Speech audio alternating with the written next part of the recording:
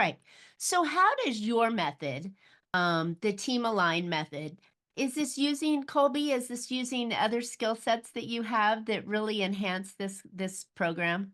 Yeah, so Colby's my foundational assessment. That's really where the whole thing comes in.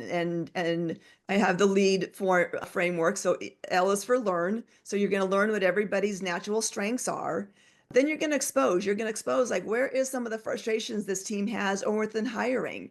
And when you Mm. expose that, it then allows you to say, okay, is there some alignment? So A is for alignment. Is there some alignment that can be done? Or is there something that's just we maybe need to look at a different department, or maybe they're just not the right person. And again, we need to cut our losses, and now we can bring somebody on who will have the natural strengths. And then the drive is once, and then we do meetings. So the D is for drive. So once you have everybody in alignment and you're moving forward, it allows you to be more productive. It allows projects to get off the ground. It allows you to get those results that you've been expecting. And that's when you can scale up.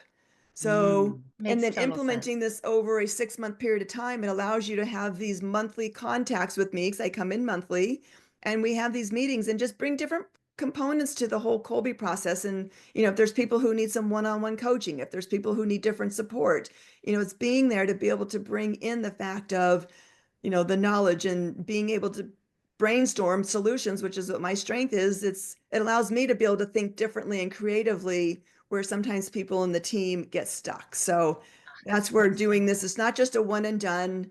It's constant because you have new people in the team. You have different departments that you might now be interacting with. And the more that this comes on board, it's beneficial to a team. But again, when it gets put into the culture, that's truly when that company is truly able to scale the way they want. Well, it makes total sense because any kind of change, right? People hunker down when change comes in, and then some people thrive on it. I thrive Right. on it. But I noticed that if you just take the test, right, and you see the results, and then you go back to what you're doing, you've done nothing to improve the Right. situation. You need to have some guidance to come Yes. here and help you analyze the results that you've got and give you ideas and paths to make those relationships work better, right? And those job roles work better. And I think for me, it's such a nominal investment in your time financially and energy to make something grow in the way, like you said, so you can get everybody moving in the right direction, fully Yeah. capable of managing their role. I always like this one. They're really making their own money, right? Because they're doing what you hired them to do in a most efficient, Yeah. effective way. So for Yeah. business owners, it And just and seems there's like and a there no brainer. Yeah, and when people are in alignment, I think people get frustrated with their job is because they don't feel that they're being valued and that they're doing what they're supposed to be doing. So Yeah. so that then creates the burnout and the frustration and the coffee badging, all of these terms that people are using in today's world where people aren't engaged in their role, they're disengaged and that's costing them. But often they're Mhm. disengaged not because they're not smart enough or not because they don't care. It's they don't feel that there's value in what they do.